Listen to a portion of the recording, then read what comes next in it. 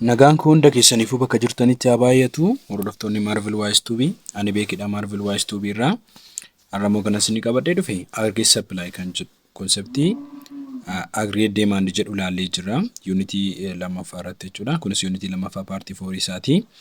Video kana duun jalqabeen dura YouTube keenya subscribe gochuudhaan hiriyoota keenya bira akka gahu share gochuudhaan akkasumas immoo warri galmee barbaadan keessaa barachuu barbaadan lakkoofsa bilbilaan asirra isinii kaa'uunaa bilbiluu hin dandeechu. Gara barumsa keenya irratti yaada barru Aggregate Supply isa jedhu. Aggregate Supply ni jedhu dhiyeessii waliigalaati. Innis akkasumas immoo Aggregate Demandinis akkasumas Aggregate Supply lachuu moodela macroeconomics akka ta'an ilaallee jirra. Moodela yookaan immoo macroeconomics explain gochuu kan danda'anii fi macroeconomics kanaatti mul'atu akka ta'an ilaalleerra. Kanaaf Aggregate Supply kan jedhamu kuni dhiyeessii waliigalaati. Dhiyeessii waliigalaa yoo jennu akka gabaa tokkotti akka neeshinii tokkotti akka biyya tokkotti dhiyeessii gabaadhaaf dhiyaate jechuun kan gurguramuu hedu yookaan kan namni bitee itti fayyadamu jechuudha. Yookaan immoo gabaadhaaf dhiyaatuudhaaf output ta'ee kan qophaa'etu Aggregate Supply dhiyeessii waliigalaati. Concept isaa halaallu. Concept of Aggregate Supply kan jedhu. The Aggregate Demand and the Aggregate Supply model is the basic macroeconomics model for studying output and the price level determine. Egaa modelin Aggregate Demand fi Aggregate Supply akkuma sila isiniin jedhe jarri lachuu modela maalitii? Modela macroeconomicsiti. Basic macroeconomicsiti. Kun immoo maaliif akka maal qo'annuuf nu gargaaru waa'ee outputii. Output yoo jennu result oomishamee gara gurgurtaatti yookaan oomishamee gara faayidaatti as ba'e tokkotti output jedhama. Price level amma qarsiisaa determine kan ittiin goonudha. Maaliin modela macroeconomics output fi price level determine ittiin goonu kanneen ta'an Aggregate Demand fi Aggregate Supply dha. Aggregate Demand is one side of the economy and the Aggregate Supply the other. Egaa economy keessatti force lama argina. Force tokko demand dha. Force lammataa immoo supply dha. Kanaaf Aggregate Demand gabaa keessatti side tokko yommuu ta'u yookaan immoo economy keessatti maaliyoota paartii tokko ta'u side tokko ta'u Aggregate Supply side isa biraati jechuudha. Akkuma dhiyeessiin jiru maal tura fedhii jira akkuma fedhiin jiru dhiyeessiin jira jechuudha. Aggregate Demand kan jennu fedhiidha. Aggregate Supply kan jennu immoo dhiyeessiidha. Economy keessatti side lamaan argamanidha jechuudha. Isaan lamaanii.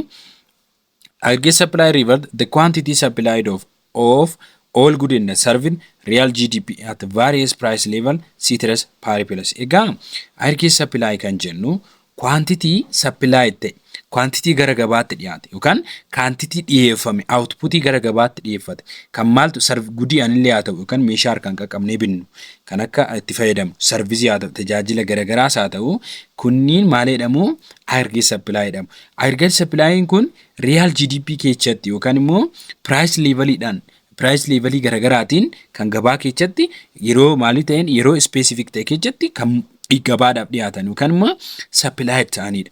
Isaan kunniin various gabaan jechuun meeshaaleen gara gabaatti dhiyaatan goodiif servisiin kun price isaanii maal ta'a garagara ta'a. Pricing commodity tokkoo fi commodity isa biroo wal qixa miti walis fakkaataa miti garagara ta'a. Garuu citrus paribus goonee wantoota biroo kan akka teknoolojii, kan akka ikaamii uummataa, kan akka activity uummataa dhaabbataa goonee odoo bakka siin sochoosiin price sochoofnee price various goonee yookaan measure goonu ta'e Aggregate Supply maalidha jechuudha. Quantity supply itti gabaadhaaf dhiyaate jechuudha. There is direct or positive relationship between the price level and amount of real output that firm offer to sell. Egaa gaafa Aggregate Demand ilaallu Aggregate Demand fi price jidduu inverse relationship akka jiru ilaalleerra. Garuu Aggregate Supply jidduu relationiin jiru price wajjin positive yookaan direct or positive relationship jira. Kana jechuun yoo price waan tokko dabalaa deeme amma commodity namni tokko maal dhiyeessaa isiniif haa jedhu meeshaa oomishamee nyaatamu fakkeenyaaf meeshaa farniicharaa dhiyeessaa jedhu gabaadhaaf. Namni farniichara dhiyeessu kun meeshaan inni gara farniicharri gara gabaatti dhiyaatu kun meeshaan isaa gaafa ol ka'eef gatiin isaa gaafa ol ka'eef price isaa gaafa ol ka'eef namni kun maal godha gurgurachuuf oomisha waa ta'eef output kan godhu supply kan godhu dhiyeessiin isaas hin dabala. Kanaafuu at a price increase the quantity demanded the quantity supplied increase. Kanaafuu price yeroo dabalaa deemu quantity illee gabaadhaaf quantity dhiyaatus dabalaa deema. Kanaafuu direct relationship yookaan immoo positive relationship qabu. Eenyuun price level fi outputiin gabaa keessatti firmiidhaan dhiyaatan gurguramuuf dhiyaatan yookaan immoo offer ta'anii saleedhaaf dhiyaatan maalidha direct relationship qabu jechuudha. Aggregate supply include both short run aggregate supply and the long run aggregate supply. Egaa aggregate demand yoo jennu karaadhuma tokkoon lafa goone. Gin aggregate supply bira yoo dhufnu aggregate supply ni short run fi long run qaba jechuudha.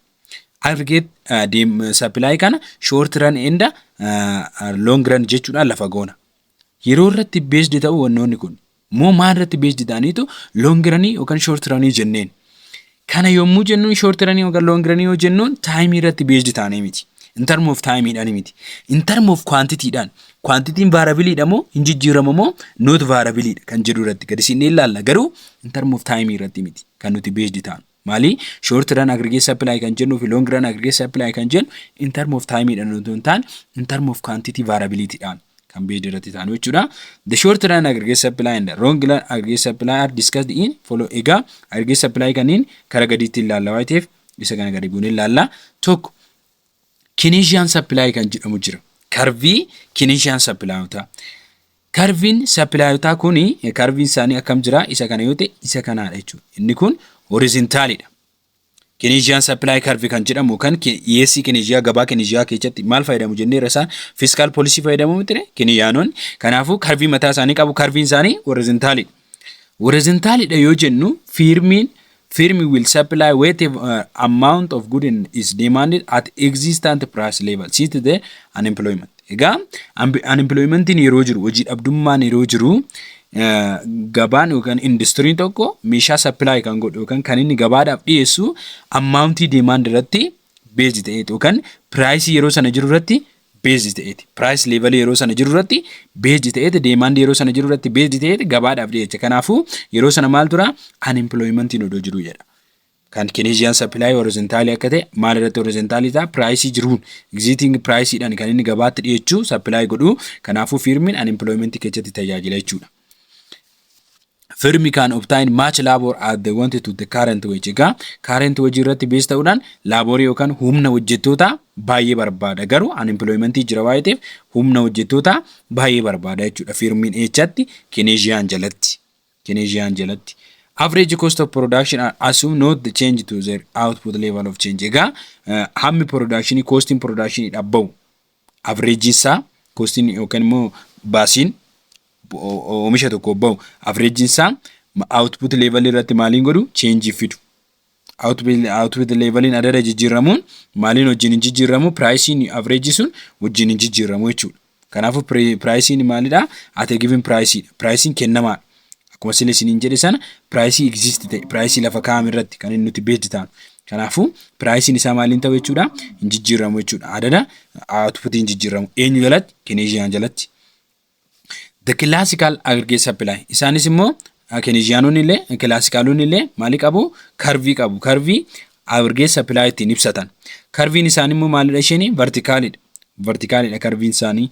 Curvein isaanii verticalidha yoo jennu isheen tura akkana taate jechuudha. Isheen tu verticalidha. So supply'n yeroo gabaatti dhiyaatu maaltu constant asitti immoo the same amount of good will be supplied.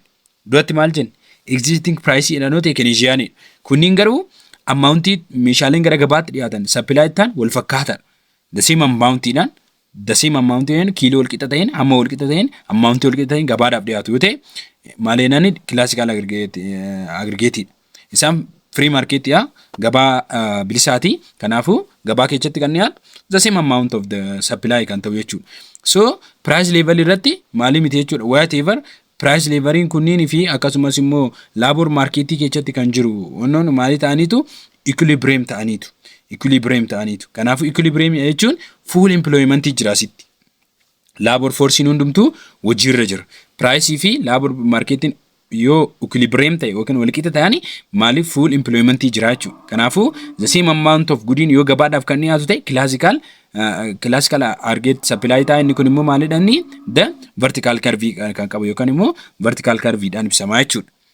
So erga kana lamaan laallee the upward slope aggregate supply curve the short run aggregate duratti maal jenneerra aggregate supply have two curve that is short run aggregate supply curve and long run aggregate supply curve. Now we see the short run aggregate supply. So aggregate supply kun yookaan immoo short run aggregate supply kun akkamitti ibsama yookaan immoo how we explain kan jennuun fi akkamitti upward ta'e Slope isaa jechuun slope isaa upwardidha. Increase auto increase ta'aa deema. Isa kana fakkaata. Maaliif upward ta'e? Why the short run aggregate supply is upward curve maaliif qabaate? Jennee addaan haa baafannu. So the short run is a time horizon during what the list of the firm input cannot be varied. Duratti maal siniin jedhee? Short run aggregate supply yookaan immoo long run aggregate supply jennee kan addaan baafne time irratti based don't taane quantity in firmin dhiyeechuu varied moo vary miti jijjiiramaa miti kan jedhu irratti time horizon don't taane. Short running time horizon during at least one of the firm input cannot be varied. Tokko isaan keessa varied ta'uu qabu. Jechuun tokko isaan keessa cannot be varied jijjiiramuu qabu. Fakkeenyaaf short running kan jennu nama shaayii danfise tokko afuun at the time of giving yeroo kenname keessatti nama shaayii danfise tokko yookaan immoo shaayii danfise tokko jennu. At the given time keessatti jechuun meeshaa isinii kenname keessatti akkasumas immoo sa'aatii isinii kenname keessatti inni hubachuu qabdan. Namni shaayii danfisu kun maal godhaa? Jalqaba irratti kan shaayii itti danfisu qorqoraa barbaada miti. Akkasumas immoo shaayii qixalii barbaada, sukkaara barbaada, bishaan barbaada, ibidda barbaada. Amma namni kun yommuu shaayii danfisu kana maal dabaluu danda'a? Iqaan kunniin hundumtu kennameefira. Garuu amma shaayii sanaa baay'isuu danda'a. Bishaan itti baay'isuu danda'a. Gadis buusuu danda'a. Qoraanis baay'isuu danda'a. Gadis buusuu danda'a. Akkasumas immoo tuyyuu maali gochuu danda'a? Shukkaaras itti dabalee baay'isuu danda'a. Gadis buusuu danda'a. Yaa ta'u garuu namni kuni qorqoraa itti kennamte sana yookaan immoo meeshaa shaayii itti danfisu san bal'isuu yookaan gadi buusuu hin danda'u. Yoom at given time yeroo kennameef sana keessatti gadi buusuu hin danda'u. Kanaafuu quantitiin isaan keessa quantitiin tokko maali miti? Vaarii miti yookaan kan jijjiiramu miti. Amma meeshaan shaayii itti danfisu sun kan jijjiiramu miti. Kanaafuu cannot be vary. Kanaafuu short running jennaan meeshaa akkanatti oomishamu kanaan. With the long run, the time horizon that long enough for the firm vary all of its input. Egaa meeshaaleen inputiin achi keessatti galfaman long run keessatti inputiiwwan hundumtuu maali kan ta'an yoo ta'e kan jijjiiraman yoo ta'e. It become change. It become vary yoo ta'e that is called maali jedhamaniiti waamamu aggregate long run aggregate supply jedhamu. Long run keessatti yoo quantitiin kan vary ta'u ta'e yookaan kan jijjiiramu yoo ta'edha jechuudha. The amount of output firm are willing to supply depend on the price they receive for their good and the amount which have to pay for labor and the other factor of production. Egaa amount firmii yookaan immoo tuyyuu firmiin tokko outputiin inni gara gabaatti dhiyeechuu irratti depend ta'a price yeroo sana argatu irratti yookaan immoo price yeroo sana fudhatu irratti akkasumas immoo amount hojjettootaaf laboriidhaaf pay godhu kafaluu irratti fi factor of production irratti based ta'a. Waan tokko oomishanii gara gabaatti fiduudhaaf, waan tokko oomishanii gara gurgurtaatti fiduudhaaf kan isaan irratti based ta'an outputiin yookaan firmiin industiriin tokko kan irratti based ta'u price irratti based ta'a. Paymentii laboriidhaa kafalu yookaan immoo hojjettootaaf kafalu irratti based ta'a. Factor of production irrattis based ta'a jechuudha. According to the aggregate supply curve, reflect the condition in the factor market as well as good market. Egaa akka aggregate supply ibsutti maal ibsuu dandeenya faaktoriiwwan oomishamu kana yookaan kan mul'atan kana supply kanneen ta'an kana tokkoffaa faaktaroon isaan ittiin ibsamu conditionii faaktorii markeetii keessatti taasifamu good factor markeetii keessatti kanneen taasifamu. Factor markeetii kanneen jedhaman isaan afur. Jechuun isaan kun factor of production kanneen jedhamanidha. Isaan good marketer kan jedhaman immoo kan gurguraman. Factor market kanneen jedhaman kan akka landii, kan akka wejii, jechuun laborii, kan akka entrepreneurshipii, hojjetaa qaama san manage godhu, kan akka kapitaalotaa. Isaan kunniin factor of market jedhamu. Good market kan jedhamu immoo iddoo markeetii meeshaan itti gurguramu. Meeshaan itti gurguramu. Kanaafuu aggregate supply irratti based ta'a. Conditioning factor of market akkasumas immoo factor of production jechuu dandeenya isaan kanaan. Akkasumas immoo good market meeshaan itti gurguramu irratti based ta'a jechuudha. The short run aggregate supply curve show the quantity supplied of all good and service, real GDP or output at different price level, ceteris paribus. Egaa aggregate short run aggregate supply kan jedhamu kun kan inni nutti ibsu quantity supplied ta'e quantity dhiyaate yookaan good service gara gabaatti dhiyaate maalidhaan different priceidha. Price garagaraa keessatti haala price jijjiiramaa keessatti gabaadhaaf kan dhiyaate yookaan immoo oomishamee outputii real GDP gara gabaatti dhiyaata. Inni kun ceteris paribus. Ceteris paribus jechuun something is remain constant. Other factors remain constant kan jedhu ceteris paribus. Kana yoo jennu teknooloojiin constantidha yookaan inkaamiin uummanni argatan constantidha, economical activity constantidha. Kunniin constant yoo ta'an ceteris paribus jenna. Garuu numa irratti different goonee price different goonee quantity gara gabaatti dhiyaate gara outputii gara GDP keessatti real GDP dhiyaate inni sun maal jedhama? Short run aggregate supply dha. Kanaafuu relationship eenyu jiru jidduu jiru nutti agarsiisare quantity supply ta'ee fi price jidduu jiru nutti agarsiisudha jechuudha. Notice all that the short run aggregate supply curve is upward slope. At the price level rise, firm increase the quantity supplied of goods and the service. At the price level drops, firm decrease the quantity supplied of goods and the service. Egaa duratti maal jenne quantity supplied ta'uu fi pricing positive yookaan direct relationship wajjin qabu jenneera. Kana yoo jennu if the price of the commodity increase, the quantity supplied also increase. If the quantity supplied decrease, the price of quantity decrease, the quantity supplied also decrease. So there are direct or positive relationship. Kanaafuu maali qabu isaanii direct relationship yookaan positive relationship qabu. Eenyu feenyuuni quantity price fi quantity supplied ta'uu fi pricing fakkeenyaaf curve kun upward dha inni irra isa kana fakkaata jechuudha. Upward kanneen ta'u kanaaf amma fakkeenyaaf laala price 1 asirra taate asirra dhufte quantity 1 jennu asirratti price 2 odoo jenne quantity 2 jennu. So ziga price 3 odoo jenne quantity 3 jennu. Kanaafuu amma maal ta'aara kunniin quantity kunniin increase ta'aa tura jechuudha. Dabalaatu jira. Laala asitti price noo dabalu price noo dabalaa deemu quantity is hojjumaan dabalaa deemu. Kanaafuu upward slope kan jedhamu kanaafuu at the price rise price waan tokko gatii waan tokko yoo dabalu quantity isaattis maal ta'aara increase ta'aara. Quantity supply ta'us increase ta'aara. Kan service supply ta'us increase ta'aa jira. Akkasumas immoo pricing wantootaa yoo gadi bu'u qarshii wantootaa yoo gadi bu'u kana jechuun amma qarshii wantootaa yoo gadi bu'e maalnis gadi bu'aa quantity supply ta'aarus gadi bu'aa jira jechuudha. Mee kana fakkeenya birooti isinitti ta'a. Fakkeenyaaf namni moosee oomishu tokko yookaan dinnichaa warri oomishu tokko yommuu gatiin dinnichaa baay'ee kan qaalii ta'e yookaan gatiin dinnichaa kun qarshiin isaa ol ka'aa ta'u ta'e maal godha? Dinnicha kana baay'ee oomishee gabaadhaaf dhiyeessa. Kanaafuu qarshiin dinnichaa dabaluun gatiin dinnichaa dabaluun oomisha dinnichaas maal godheera? Dabaleera. So maal jenne duratti if the price rise the quantity supplied also what? Increase jenneera. Kanaafuu pricing yoo dabalu quantity illee hin dabalaneera. But odoo mooseen hin gurguramu ta'e mooseen gatiin isaa yookaan dinnichi gatiin isaa qaalii miti gadi bu'aadha yoo ta'e irraan gurguramu yoo ta'e maal godha namni kun hin oomisha isaa isa. Kanaafuu if the price of quantity drop yoo kufe quantity pricing quantity tokko yoo kufe maal ta'a deema oomishni namichi oomishu illee gadi bu'aa deema fedhiin oomishaallee gadi bu'aa deema jechuudha. Why the long short run aggregate supply curve upward sloping? Economists have put further few explain for which will be discussed. Only two of them. Egaa maaliif upward ta'e? Kan biroo sababni upward ta'eef maalidhaaf? Saboota upward akka ta'u taasisan keessaa sababa lama kaa'u explain godhu saayintistoonni. Inni kunniin sticky hojii fi misperception yookaan immoo ilaalcha dogongoraatii fi gatiin hojjettootaa kafalamu gogaa ta'uu dhaabbataa ta'uu kan hin jijjiiramne kan hin daballe kan gadi hin buune ta'uun sticky hojii ta'uu fi akkasumas immoo workers misperception kan jedhamu. Misperception jechuun ilaalchi hubannaan hojjettoonni qaban sirrii kan hin taane industirii keessa hojjetan keessatti ilaalchi isaan industiriidhaaf qaban gaarii fi sirrii kan hin taane yoo ta'e misperception jedhama.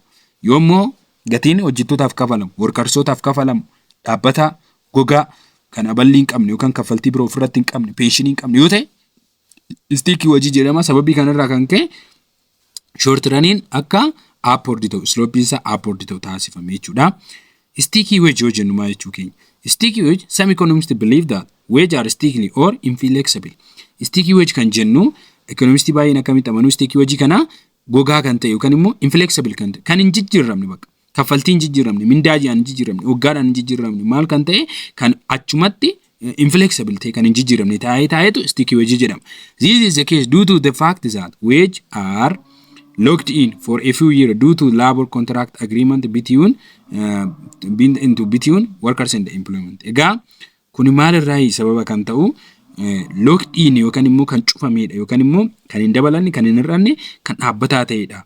Weejiin hojjettoota sababa maaliitiif contract agreement gaafa galmeetti dhufanii gaafa contract agreement walii galan maal godhaniitu hin dabalinnu isinirraa hir'isnu jedhanii gaafa walii galan mindaadhuma yeroo jalqabaa sanii mindeeffamaniin hamma dhumaatti kan tajaajilan yoo ta'e workarsoon yookaan immoo workarsii fi employmentii jidduutti agreementii gaggeeffameen erga murtaa'ee mindaan odoo hin dabalamin odoo irraa hin hidhatiin goggogaa ta'e kan jiru yoo ta'e that is called sticky wage jedhama. For example, management and the labor may agree to lock in wage for the next 1 or 2-3 years. Egaa managerri tokkoo fi hojjetaan tokko walitti dhufanii gaafa qaxarrii taasisan yookaan immoo sirna qacarrii taasifamu agreementii isaanii jidduutti jechuudha. Maal godhu weejiin hojjetaa sanaa waggaa tokko haga waggaa 3 jidduutti akka sochooni. Waggoota dhufaniif waggaa 3 waggaa 2 waggaa 3 jidduutti akka sochooni ta'anii walii galan. Gaafa kana hojjetaa saniif haga waggaa 3tti walii galtee mallattoo irraa ta'eef mindaan jijjiiramu hin jiru jechuudha. Kun sticky wage jedhama.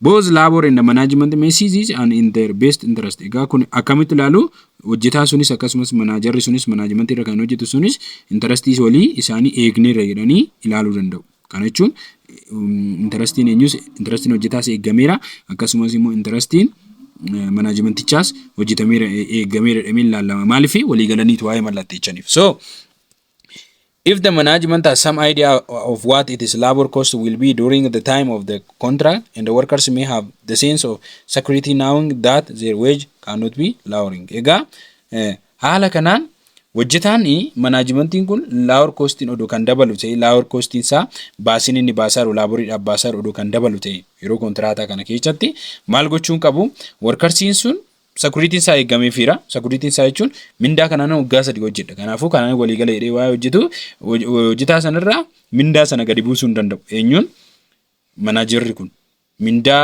hojjetaa sana irraa gadi buusuu hin danda'u jechuudha. So alternatively wage may be stick because of certain social convention or perceived nation of fairness. Egaa yeroo tokko weejiin sababii maaliitiif sticky ta'u kan gogaataa kan sochooni ta'a certain social convention walii galtee social irratti taasifamuuf akkasumas immoo naashiniin takka fairidha jettee kan lafa gootu. Fakkeenyaaf yeroo tokko sticky ta'u yookaan immoo kan inni bakkisanii kan socho'ani ta'u social erga walii galaniin booddee akkasumas immoo naashiniin fairidha wanni kun gahaadha jettee lafa goote mootummaan biyyattii gahaadha jettee lafa kaa'e. Fakkeenyaaf weejii laaworii tokko yookaan immoo weejii workarii tokko gadaanaansaa yookaan immoo inni gadi bu'aansaa hamma nedhee mootummaan lafa kaa'a. Hamma nedhee lafa kaa'a. Kana jechuun hojjetaan tokko jalqaba yoo qaxaramu gatiin qacarrii isaa hammana ta'uu qaba jedhee lafa kaa'a akka hojii professionii isaatti. Kanaafuu yeroo sana neeshiniin maal gooteetti weejii sticky gooteetti kan ka'umsa. Kanaafuu inni sunis sticky ta'uu danda'a jechuudha. Whatever the specific reason for the sticky wage, let's see how they provide an explain of upward sloping short run aggregate supply curve. Mee specific reasoning yookaan immoo you can sticky wage kana ibsuudhaaf gaafa yaallu baay'een argannu garuu upward slope akka ta'e mee haa ibsinu jechuudha haa laallu. Firmi peen nominal wage. Firmini nominal wage kenniti. Nominal wage jechuun walumatti percentii wayitiin ummataaf kan kennamu yookaan immoo warra workarsootaaf kan kennamu inni nominal wage jedhama. Real wage odoo hin taane nominal wage dha. Real wage pensioniin irraa murameetu nominal wage ta'a. Real wage ta'a. Nominal wage kanarraa pensioniin erga murame yookaan immoo erga wanni garaagaraa irraa murame real wage ta'a. Kan harkaa namaa ga'u. Kanaafuu nominal wage nama tokko fakkeenyaaf $30 jennu namni kun sa'aatiitti kan inni fudhatu. But they often decide how many workers to hire based on real wage. Egaa isa kanarratti based taanee workarsoota hagamiitu real wage kana argachuu danda'a. Hagam argachuu danda'u jennee haalaallume. Fakkeenyaaf real wage are nominal wage which are divided by the price level. Egaa real wage kun nominal wage dha. Nominal wage kan maaliif firame? Kan price level dha firame. Real wage is equal to asitti price odoo hin taane over price dha. Over price dha. Kana yoo jennu real wage is equal to nominal over price dha. Real wage kenname tokko nominal over price dha. Bakka kanatti xiqqoo dogongora qaba. Kanaafuu nominal wage real wage yookaan immoo real uummata harka kan ga'u hawaasa harka kan ga'u qarshiin qulqulluun nominal wage over price level dha. Price level dha hiramaa jechuudha. So mee formula kana hojjennu for example suppose that the nominal wage is 13. Egaa nominal wage kenname sa'aatii tokko keessatti $30 meeqa? $30. Pricing kenname meeqa? 1.5. Kanaafuu maal jenne real wage is equal to nominal wage over price index jenneerra mitire. Kanaafuu asitti meeqa ta'a? $30 irra 1.5 jechuudha. 1.5 price index isaan 1.5 $30 kan nominal wage ti. Kanaafuu real wage keenya meeqa ta'a? 30 irra 1.5 20 ta'a jechuudha. Kanaafuu $20 calculation in our region. Note that the quantity supplied of labor is directly related to the real wage. Ega quantity gara maalitti dhiyaatu? Quantity supplied yookaan quantity gara gabaatti dhiyaatu maalidhaan wal qabata? Laboriidhaan wal qabata yookaan directly hojjettootaan wal qabata. Warra hojjetaniin. Warri hojjetan kun immoo maal barbaadu waayee? Real wage barbaadu waayee. Kaffaltii isaaniif barbaadu waayee. Isaan kun akka maalitti nu fudhachuu qabna? Laborii kan akka outputiitti akka inputiitti fudhachuu qabna. Factor of production keessaa tokkodha laboriin. There are 4 factor of production jennee duratti. Land kan land irraa argamu, laborii kan laborii irraa argamu, akkasumas capital profit irraa argamu, entrepreneurship isaan kunniin arufan maal isaanii? Factor of production. Factor of production keessaa laboriin tokko amma ta'etti inni kunis akka maalitti fudhatama? Inputiitti fudhatama. Kanaafuu real wage directly related eenyu wajjin qaba? Quantity supplied wajjin qaba. Kana jechuun akkam jechuusiitti. Real wage jechuun kaffaltii hojjetaa tokko dabale. Kaffaltii hojjetaa tokko dabale haa jennu. Hojjetaan tokko kaffaltii isaa gaafa dabalu maal gochaa jirra?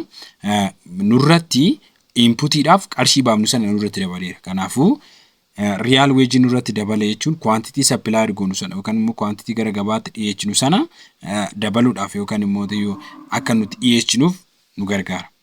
Kanaafuu quantity nurratti dabale yookaan immoo real wage nurratti dabale jechuun nutis quantity sana irratti qarshii buusuudhaan yookaan quantity gabaatti dhiyaatu sana qarshii buusuudhaaf qarshii maaliif daballa? Qarshii wanta gurguramu sana quantity gurguramu sana increase goona jechuudha.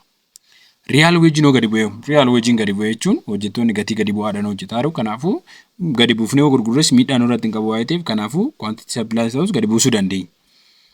However, the quantity demand of labor is inversely related to the real wage. Quantity demanding kun relation isaan qaban jidduu maal jira? Inverse relation jira jechuudha. Inverse relation tu jira jechuudha. Quantity fi maali jidduu? Real wage jidduu. Garuu quantity fi labor force jechuun maali tura? Fedhii fi yookaan immoo quantity supply ta'uu fi labor jidduu direct relation jira. Yaa ta'u kan real wage fi maali jidduu? Real wage fi quantity demand jidduu inverse relation jira. Quantity demand ta'uu fi fedhii barbaadamuu fi real wage jidduu inverse relation jira. Garuu supply wajjin direct. Supply wajjin direct relation yoo qabu akkasumas immoo quantity demand wajjin immoo inverse relation qabu. Akkamitti qabaate haa jennee ilaallu. Fakkeenyaaf quantity gara gabaatti dhiyaatu firmii keessatti kan oomishamu sun industry keessatti kan oomishamu sun namni oomishu sun qarshii isaa kaffaltii isaa yoo dabale kan gurguru maal godha? Supply kan godhu sana gatii isaa dabalee gurgura.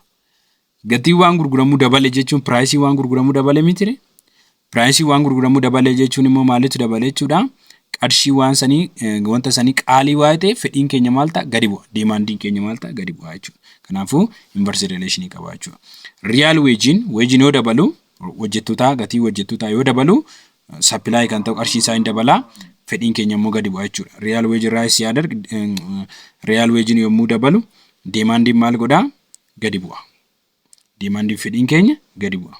At the real wage fall, real wage no kufumo, real wage no gadi bu'umo, quantity demanding is kan labori maal ta'a? Hin dabala jechuudha. Quantity demanding is maal ta'a deema? Hin dabala jechuudha.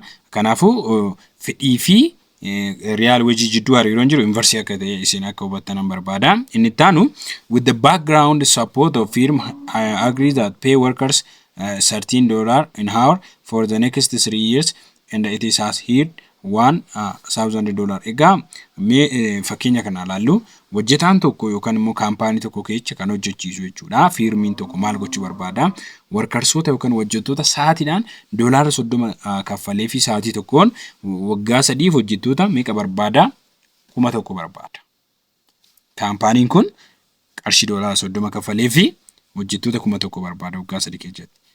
When is nominal wages argued, it is that the price index will be remain 1.5 and the real wage what akka duratti ilaalsan nominal real wage is equal to inni nominal wage over price dha. Kanaafuu 13 over 1.5 is equal to $20 dha. Kanaafuu amma $20 kafaluuf fedha jechuudha.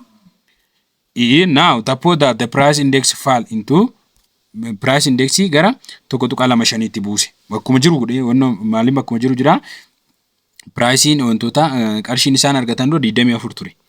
20 ture. Qarshiin hojjetaan tokko nuusuun argatu real wage isaa argatu 20 ture. Nominal wage yoo 30 ta'u maalitu 20 ture real wage. Yaa ta'u garuu price index gadi buusee kana jechuun 30 hiruu 1.25 meeqa ta'a 24 ta'a. 24 waa'ee ta'uuf maal tolkee pricein yookaan immoo wage kan argatu san qarshiin argatu sun dabalaaf jira. 24 argata. Kanaafuu when the price level fall to index 1.25 gadi buusu wage in argata wage gati wage af kan kafalama yeroo kanatti meeqa $24 kana jechuun 30.25 kanaafuu amma maal ta'eera wage haalli qarshii isaa dabaleera. Kanaafuu maal godha this higher real wage isaanii high waayitiif kaffaltiin warra workersootaatiif yookaan hojjettootaaf kafalamu kun kan eegamerra waa'ee dabaleef firmiin kun maal gochaa jira nominally qarshii $30 kafalee yoo price index 1.25 hirreegee fi qarshii $24 kafalaafii jira. If the firm had now that the real wage will turn it out 24 and the note remain at $20 it will never have hit 1,000 workers. Egaa dura nama meeqa barbaadanii qarshii $20 nama 1,000 barbaada. Kanaafuu gaafa $24 workersiidha kan kafalu ta'e yookaan gatii workersootaa kan dabalu ta'e haala kanaan itti fufuuf itti ulfaata waa'ee ta'eef kaampaanii kanatti nama 1,000 hojjechiisuu hin danda'u. Kanaafuu nama 100 sochoosuu nama 1,000 sochoosuu hin danda'u. Kanaafuu maal godha? It will be rather have hit say 800 workers instead. Egaa namoota 800 tti gadi buusee namoota muraasan hojii hojjeta. Gaafa namoota muraasan hojii hojjetu wanta supply godhus maal godheera gadi buuseera jechuudha. Gadi buusaa. So what does the firm do? As we stated the inverse relationship between the real wage and the quantity demanded. Egaa duratti maal jennee sila ibsuu yaalletti inverse relationship between real wage fi quantity demanded jidduu jira. Kanaafuu workersiin gaafa gatii workersii kafalu supply waan ta'us qarshii isaa hin dabala waa'ee ta'eef qarshii isaa dabalee ta'uun immoo fe'iin keenya gadi bu'aa demand fi real wage jidduu inverse relationship jira jechuudha. So the number of workers will be firm here. Egaa lakkoofsa workersota kana gadi buusuun isaatti dirqama jechuudha. Now that the real wage has rise. Real wage meeqa dabale 20 gara 24 tti dabale. Firm cut back on the labor 1,000 to 800. Ergaa firmiin illee maal godha qarshiin itti dabale waa'ee ta'eef hojjettoota kan kafalu kun dabale waa'ee ta'eef nama 1,000 irraa gara nama 800 tti gadi buusa jechuudha workersota. So with the fewer workers working less output produce. Workersiin immoo maal godha workersii muraasan kaampaaniin kun kan inni oomishee gara gabaatti jechuus supply waan inni godhus waan muraasa jechuudha. Produce waan inni godhus waan muraasa. Kana jechuun wanti gabaatti dhiyaatu muraasa ta'e jechuun gatiin isaa maal ta'e jechuudha qaaliidha yookaan gurguddaan isaa dabale jechuudha. Gatii wantichaa dabale jechuun immoo demandiin keenya maal ta'e jechuudha gadi bu'e jechuudha. Inverse isaa akka ta'u ilaala. If the wage are stickly wage yoo sticky ta'e yookaan gogaa ta'e kan bakka sochoonu yoo ta'e decrease in the price level wantoota yoo gadi bu'aa ta'e wanni gabaatti gurguramu sun gadi bu'aa yoo ta'e which push the real wage up will result decrease in output. Egaa price wantoota gadi bu'aa ta'e sticky wage taanaan maalii gochaa deemna firmiin wanni oomishu sun yookaan outputiin inni gabaatti dhiyeessus gadi bu'aa ta'e jechuudha. This is what upward sloping short run aggregate supply curve represent. The price level fall, the quantity supply of goods and service decline. Egaa yoo price wantoota gadi bu'aa ta'e wanti nuti oomishne narraan gurguramu waa'ee ta'eef oomishne gara gabaatti hin baasnu jechuun immoo wanti supply ta'us maalii ta'eera gadi bu'eera jechuudha. Kanaafuu price fi quantity supply jidduu relation jiru isa kanaadha jechuudha. Gara workers misperception kan jedhu haala hallumee yoo hojjettoonni ilaalcha isaanii sirrii ta'uu baate yookaan ilaalcha gaarii ilaalcha dogongoraa kan qaban yoo ta'e akkamitti upward slope qabaachuu danda'e maaliin short run aggregate curve akkamitti upward slope qabaachuu danda'e kan jedhu haala. So curve hold that workers may misperception real wage change. Real wage irratti real wage isaanii odoo jijjiiramaa fiiru. dabalamee fi yeroo kan hir'atee yeroo jiru hubannaan isaan qaban garuu miisiidha kan dogongoramedha. Perceiving isaan qaban kan dogongoramedha. To illustrate suppose that the nominal wage amma sila akka jennisan nominal wage in $30 do ta'e price indexing tokko tuqaa 5 do ta'e kun amma qarshii kun real wage isaan argata yoo kana meeqa 20 garuu follow that real wage isaan maal jenneera 20 neer haa ta'u garuu now suppose that nominal wage fall nominal wage 30 irraa gadi buufne 25 ta'u gadi buufne price illee meeqa ta'u buufne tokko tuqaa 25 ta'u buufne yoo 25 tokko tuqaa 25 firru meeqa ta'a duratti real wage isaa 20 ta'e yoo tokko tuqaa 25 firru samas 20 kanaaf wanni tun hubachuu qabnu jijjiiramni asirratti taasifame hin jiru garuu maal jedha workarsiin maaliidha 25 fi 30 san duwwaa laala malee real wage irratti jijjiirama dhufe hin hubatu kanaafu workarsiin maal godha waan kana waan hin beekneef hubannaan isaa asitti kan inni bakkee gallakkisu jechuudha yookaan kan inni dabuu danda'u maal waa'ee ta'eef real wage fi nominal wage hariiroo jidduu isaanii jiru akkasumas price wajjin hariiroo isaan jidduu jiru waan hin hubanneef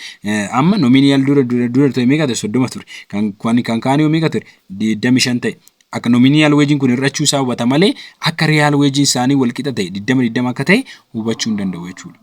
They will be now the nominal wage has fallen they now that are earning $25 instead $13 an hour. Inni maalti beeka akkamitti beeka hojjetaan kuni nominal wage 25 irraa gara 30 irraa gara 25 gad bu'eera kan amma nu kennamaa 25 jedheetu hubata malee akkaataa real GDP ittiin hojjetamu yookaan immoo real ittiin hojjetamu sana hin beeku jechuudha. They also may know that the price level is lower, but they may not know initially how much lower the price level is. Egaa hojjetaan kun price wantootaas gadi bu'uu isaa bicha qofa hubata malee maaliif akka gabbu'e akkasumas immoo hammamiin akka gabbu'e wanni nu hubatu hin jiru jechuudha. Real wage isaa. For example, suppose that the mistaken believe that price level fallen from 1.239. Egaa price levelin asitti hubannaan isaa maal ta'a?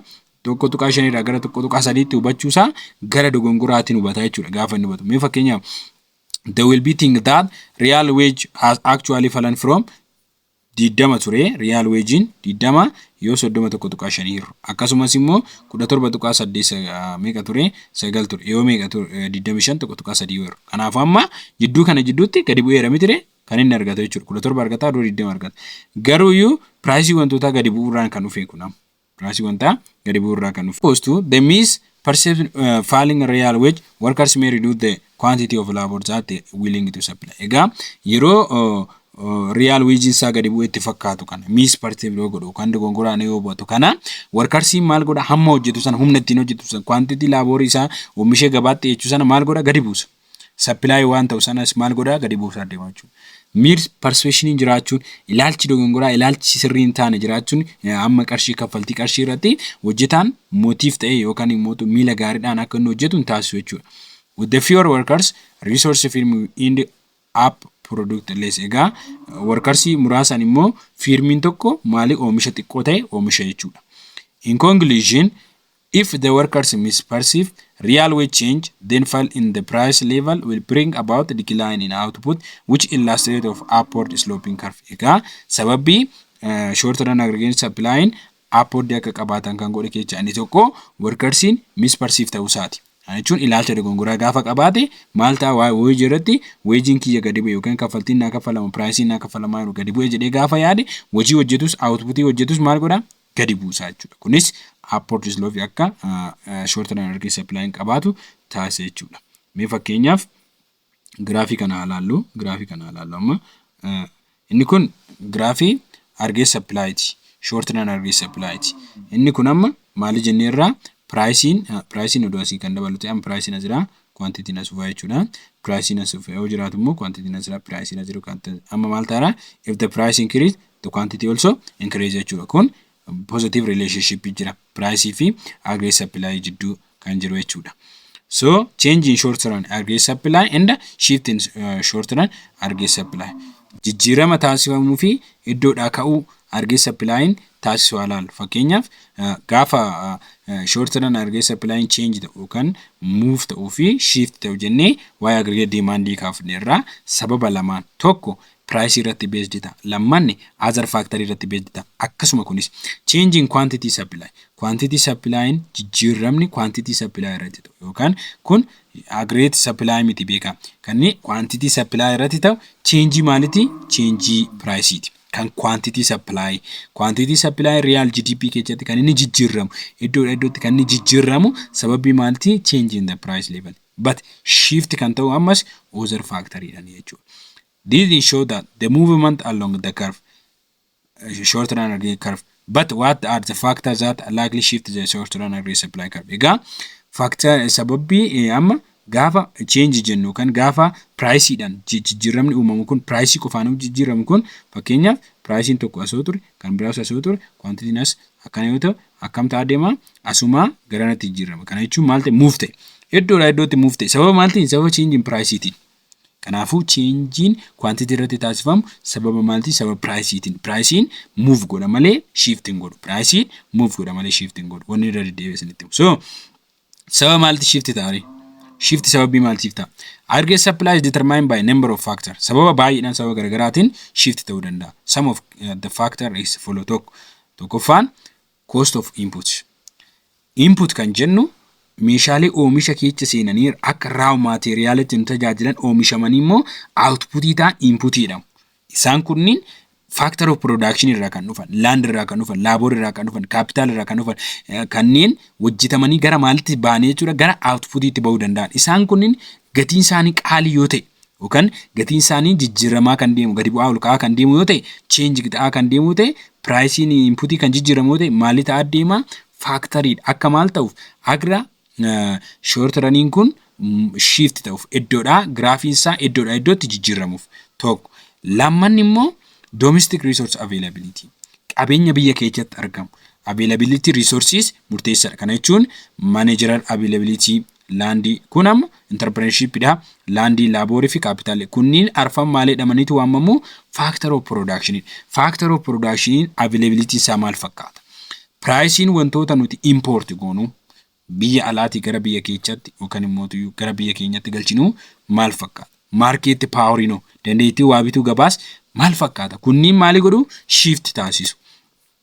Change in productivity, oomishni jijjiiramuun, state of technology fayyadamuun fi tax policy of government, business tax and subsidy. Akkasumas immoo tax policy governmentiin taxi gata taxi san irratti maal fakkaata? Business taxiin akkasumas subsidy durgoon mootummaan kennu maal fakkaata? Weather applied particularly to agriculture output. Akkasumas immoo weather kan jennu kun haala qilleensaa. Haalli qilleensaa kun immoo maal irratti? Agriculture irratti yookaan qonna irratti kan taasifamu dhiibbaa qaba. Fakkeenyaaf roobni yoo kan xiqqaatu ta'e roobni yoo kan dabalu ta'e agriculture irratti dhiibbaa inni qabu sinitti himuu danda'u. Kanaafuu kunniin faaktaroota maalii gochuu danda'anii shift gochuu danda'aniiru. Garuu move kan ta'u maaliidhaan isiniin jedhe ammasi priceidhaan. Garuu kan inni move ta'u priceidhaan yoo ta'u kan inni shift ta'u faaktaroota amma kaafne kanaan jechuudha. So wage rate. Wage rate jechuun kaffaltii laaborii tokko kaffalamu. Laborin immoo akka inputiitti fayyadamne jennee irra duratti factor of production keessatti galchine wage rate. Labor is a major input that contribute for cost of production. Egaa maal jennee laborin akka inputiitti kan fayyadamnu isaan keessa inni majorin isa tokko isa baay'ee important ta'edha. Odoo laborin hojjechuu baate oomishni oomishamuu hin danda'u. Waa'ee ta'eef humni baay'ee barbaachisa. Humni immoo maal determine gochuu danda'a? Wanta gurguramu cost wantootaa irratti gahee guddaa taphata jechuudha. Hence wage rate can be taken up as an example of cost input that supply process. Egaa supply process keessatti wage rate akkamitti fudhachuu qabna? Akka cost of input yookaan baasii wanta oomishamuu hedduu tokko meeshaa AE tokkotti akka input tokkotti fayyadamuu dandeenya jechuudha. Change in wage rate have a major impact on position of short run aggregate supply curve because wage costs are usually firm major cost item. Egaa wage rating kun akka maalitti fudhachuu dandeenya? Impactii guddaa yookaan immoo jijjiiramuun wage rate irratti taasifamu position short run aggregate supply irratti jijjiirama guddaa akka taasisu hubachuu qabna. Maaliidhaaf? Waging costiin isaa yoo kan dabalu ta'e yookaan immoo costiin isaa kan jijjiiramu yoo ta'e cost itemiiti akka cost itemiitti fudhatama yoo ta'e waa'ee ta'eef akka inputiitti fudhatama waa'ee ta'eef inputii tokko immoo waagaan isaa yookaan immoo qarshiin isaa dabalee jechuun yookaan immoo qarshii isaa increase ta'aa jira jechuun immoo oomishni nuti oomishni gara gabaatti dhiyeessinu sun maali ta'aara? Qaalii ta'aara jechuudha. qaalii ta'aadha jechuudha. Kanaafuu short-term aggregate supply irratti dhiibbaa guddaa qaba jechuudha. The impact of rise or fall in equilibrium wage rate can be understood in terms of what the following equation. Egaa impacting short-term impacting equilibrium wage rate irratti gaggeeffamu maaliidhaan ibsama? Probabilityidhaan kan inni ibsamu equationii kanaan ibsama jechuudha. Bu'aan isaa equilibrium irratti dabaluun akkasumas immoo kufuun equilibrium isaa. Fakkeenyaaf wage ratein probability'aaf impactii qabamoo hin qabu yookaan immoo bu'aa argamu irratti bu'aa qabamoo hin qabu. Equilibriumidha moo equilibrium miti kan jedhu irratti impactii inni geessisu equationii kanaan ibsama. Probability kan jennu kan bu'aan yookaan immoo bu'aan argamu sun maaldhaan bakka bu'aa? Price per unit. Price jechuun wanni tokko itti gurguranne oomishni erga kaane output godhee kaane erga gurguranne minus cost wantichaa. Fakkeenyaaf namni horii furdisu tokko loon namni furdisu tokko horii kana 60,000 bitee haa jedhu. Inni kun cost 60,000 bitee furdisee maal godhee gurgura. Gaafa gurguru 100,000tti gurgure haa jedhu. Furdisee baasii isaa immoo nyaata isaa fa'aa 10,000tti fide haa jedhu. Walitti 70,000 coostidha. Kan inni itti piraasii itti gurgurate 100,000. Kanaafuu 100,000 kun maal inni piraasii itti gurgurate minus 60,000 coostii itti 70,000 coostii itti baase meeqa ta'a? 30,000 profit isaati jechuudha. Profit isaati. So ammoonni isin hubachuu qabdan higher wage rate mean higher cost. Wage tokko kan workerii tokkoof qarshii baay'eetu kafalame jechuun inputiidha waa'ee ta'e koostii guddaatu itti bahe. Wanna oomishame sanatti koostii guddaatu itti bahe. Piraayisii wantichaa konstaantii bakka ta'e. Kanaafuu profitiin argamu maalidha amma? Muraasa. Fakkeenyaaf amma namicha horii furdisuu sana akka sila sanitti hime sana namicha horii furdisuu sun nama horii sana isaaf manage godhu yookaan control godhuuf qarshii guddaa yoo kafale maaltu itti dabalaa? Koostii itti dabalaa. Bu'aan isaa gadi bu'aa deema. Kanaafuu yeroo kana lower profit dhufa jechuudha. Garuu reduction number of unity given in good manager firm wanti to produce. Egaa haala kana namichi sun oomisha inni barbaadu sana yookaan manager oomisha inni barbaadu sana firmi oomisha barbaadu sana maal godha? Gadi buusa. Kana jechuun hojjetaa tokko qarshiin isaa akka malee kan kafalamuuf yoo ta'e hojii hojjetamu sana irratti bu'aan inni fidu tirfiin inni fidu gadi bu'aa waa'ee ta'uu fi bu'aa saniif jecha hojjetaan bu'aa argachuudhaaf jecha abbaan firmii sana yookaan abbaan industirii sana maal godha? Namicha hojii irra jiru sana gadi isaa gadi bu'uu danda'a yookaan immoo hojii isaa gadi buusaa deemuu danda'a jechuudha. Lower wage noo jiraate. Lower wage kan jennu kun immoo kaffaltiin tajaajilaa tokko hojjetaa tokko kafalamu gadi bu'aa ta'e kana jechuun koostiin inputiidhaa bahe sun gadi bu'aadha jechuudha. Kanaafuu pricing bakka konstaantii ta'etti lower wage gadi bu'aa ta'e koostiin gadi bu'aa ta'e jechuun higher profit jira. Bu'aa gaariitu jira. Bu'aa guddaa jira. Kanaafuu akka nuti oomishnuuf akka nuti manaajarri sun akka inni oomishuuf murteessu taasisa jechuudha. The impact of higher and lower equilibrium wages show in a figure 2.4. Egaa figarii asirra jiru tokko irratti ilaalla isa kana figariin asirra jira isa sanitti agarsiisa. Impactiin maali jidduu higher lower fi higher fi lower equilibrium jidduu jiru akka ittiin ibsamu jechuudha. Fakkeenyaaf isa kana yoo ilaallu amma isa kana yoo ilaallu quantitiin inni jalqabaa jechuudha. First quantitiin isa kanaadha. Isa kana amma kun graafii kana ilaaltan amma maal ta'aa jira yoo jettan shift ta'aa jira move ta'aati miti kan inni jiru.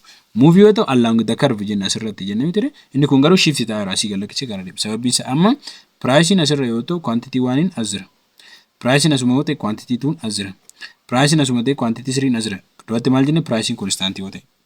Pricing constant ta'e kanaafuu maaltu dabalaa jira? Yoo pricing constant ta'eetu asitti quantity tokkoffaan dabalaa jira. Asitti quantity asirraa inni jalqabaa quantity isa kana quantity equilibrium isa kanaadha. Quantity equilibrium kan jidduu kanaadha.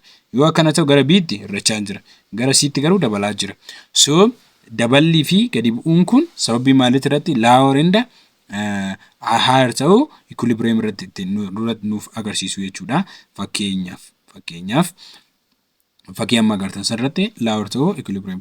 At the price given price constant P1 irratti akka kenname argina constantidha. Akkasumas immoo quantity supplied in quantity 1 dha kan jalqabaa jechuudha. Quantity 1 dha.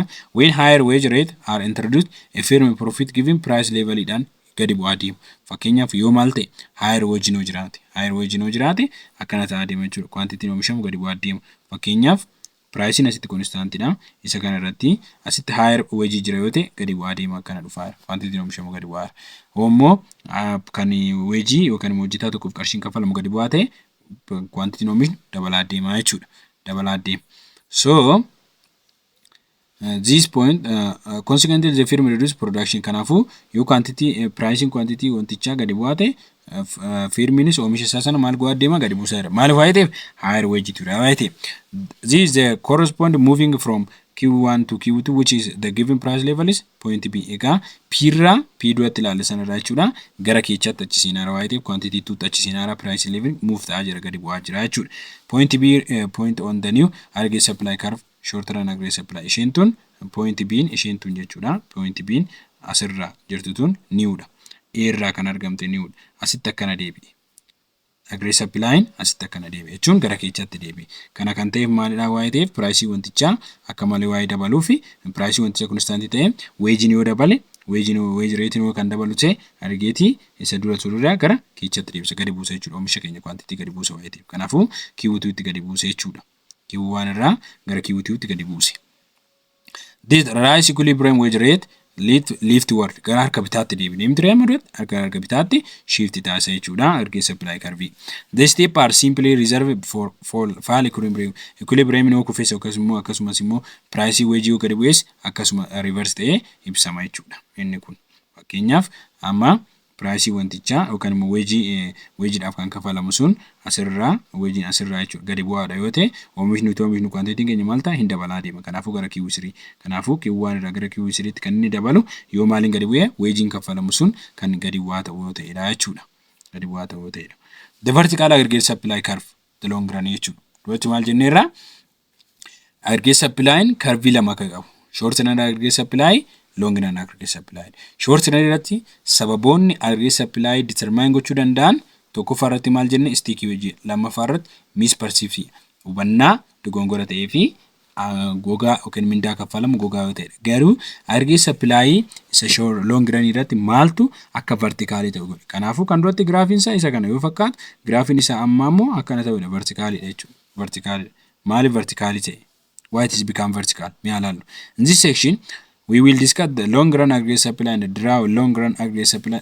Azalatti maali lafa goona aggregate supply curve long run aggregate supply curve ijaarraa jechuudha. We will also discuss the long run equilibrium and explain how to different from short run. Equilibrium aggregate long run aggregate supply short run aggregate supply jidduu jiru ilaalla garaagarummaa isaas addaan baafanne jechuudha. At the explained above economists give different reason for upward sloping short run aggregate curve. Egaa economistiin garagaraa yookaan warra economistii garagaraa qo'atan upward ta'uu isaatiif yookaan immoo short run irratti upward ta'uudhaaf sababa lama lafa kaa'anii duratti ilaaleera sticky wage fi workers misperception kan jedhu lafa kaa'anii reasoniiwwan garagaraa kan maali short run keessatti. But if the follows a short run equilibrium identify real GDP egaa kanarraa ka'uudhaan equilibrium illee gulanan ibsine isa san gadi buunee akkamitti akka ibsuu dandeenya equilibrium short run fi long run jidduu jiru akkasumas immoo aggregate demand jidduu jiru lafa goona. Where the economy produce when either these two condition hold. Egaa short run irratti kan economy uumamuu danda'u kan produce ta'uu danda'u condition lamaan kana keessatti workers misperception yoo ta'uu fi sticky wage yoo ta'e. But in the time wage will become flexible and misperception will turn into accurate perception. Yeroo long run keessatti immoo in wage constant ta'e sun inflexible ta'e sun yoo flexible ta'uu fi misperception ta'e kun ilaalchi dogongoraa sun immoo accurate perception ta'uu deebi'u yookaan immoo ilaalchi sirrii ta'etti yoo deebi'u long run jennaan. Long run keessatti wage flexible dha ilaalchi jirus ilaalchi sirriidha. Kanaafuu affect godhan jarri kun lamaan. When this happen the economy say to be long run. Egaa yoo economy keessatti wage kafalamu san flexible ta'e misperception hin jiru accurate perception jira yoo ta'e maal jennaani long run jennaan. In other words in long run this two condition not hold. Egaa long run keessatti conditioning kun lamaan misperception ta'u yookaan immoo yoo sticky wage ta'uun condition keessa hin galan yookaan isa irratti kan xiyyeeffannu miti. An important microeconomic equation is will be level of real GDP that the economy produce in long run be same at the short run. Microeconomics keessatti equation ka'u short run fi long run wal fakkaataadha kan jedhutu ka'a. yeroo baay'ee the same kan jedhamtu real GDP keessatti long run fi short run wal fakkaataadha kan jedhamtu ka. Garuu economistonni tokko kan economistonni garagaraa most economists say that not wal fakkaataa miti. Short run keessa kan jiru fi long run keessa kan jiru wal fakkaataa miti jedhu. They argue that in long run the employment produce full employment real GDP or natural real GDP. Egaa akka itti walii galanitti long run keessatti economiin produce kan ta'u full employment dhaan hojii dhabaan hin jiru jechuudha keessatti real GDP keessatti. Kanaafuu maal jedhameetu waamamaa long runiin natural rate of GDP jedhama. Natural rate of GDP jedhameetu waamama. Maaliin long runiin natural rate of GDP kan jedhame maali waa'ee ta'eef full employment gosa employment ilaaltanii jirtu unemployment as keessatti hin jiru jechuudha. The aggregate supply curve identifies the output economic produce in the long run aggregate supply curve. Egaa karviin isaa karviin long runii kan inni nutti ibsu economy keessatti wantoota oomishamanii long runii keessatti gara gabaatti dhiyeeffaman nutti ibsa jechuudha. Akka graafii kana irratti ilaaltan amma fakkeenyaa fi graafii kana irratti akka ilaaltanitti graafii kana irratti ilaaltani maal inni natural real GDP jenneera. Natural real GDP kan ta'e maal inni long run aggregate supply waa'eetiif. Kana jechuun long run aggregate supply keessatti kan jiru graafiin isaa maal jedhaneera vertical jedhaneera. Asitti kan inni ittiin determine ta'u misperception yoo ta'an flexibility dha wajjin full employment dha. Akkasumas immoo maalidha kan biroo immoo accurate perception ilaalcha sirrii ta'etu. Kanarra darbee factory isa determine godhan price fa'aa odoo hin taane quality fi akkasumas immoo qulqullina meeshaaleetii fi akkasumas immoo maalidha kan isa determine godhanii quantity oomishamee gara gabaatti dhiyaatudha. Fakkeenyaaf ilaalla what determine kan jedhu. It follows that long run equilibrium identifies the level of real GDP that economy produce when wage and have adjusted to their final equilibrium level and there are no misperception and the part of workers. Egaa long run equilibrium kan jennu kun identify kan inni nu godhu wanti produce ta'e oomishamu economy keessatti wage maal yoo ta'e adjusted kan ta'edha. Wage finally adjust kan ta'ee fi equilibrium isaas kan eegame maaltu hin jiru no misperception. No misperception jechuun maalidha accurate perception jira yookaan ilaalcha sirrii ta'etu workers bira jira jechuudha long run keessatti.